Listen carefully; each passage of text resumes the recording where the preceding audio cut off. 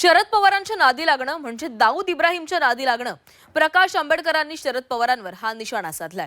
काँग्रेसकडे केवळ मुस्लिम मतदार आहेत असंही त्यांनी म्हटलेलं आहे. शरद पवारांच्या नादी लागल्यामुळे काँग्रेसची ही अवस्था झाली आहे असंही प्रकाश आंबेडकरांनी म्हटलंय.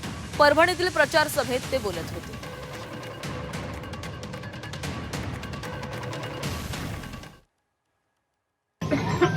तुम्ही आतापर्यंत शरद पवारांच्या नादी लागला म्हणजे दाऊद इब्राहिमच्या नादी लागला आणि म्हणून तुमची ही हालत झाली. काही ठिकाणी शहाणपणा आला, काही ठिकाणी शहाणपणा आलाच नाही.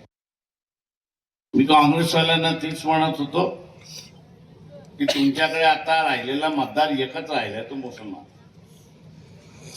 इथल्या मुसलमानांना माझं आव्हान आहे की काँग्रेसकडे आता काही राहिलेलं नाही.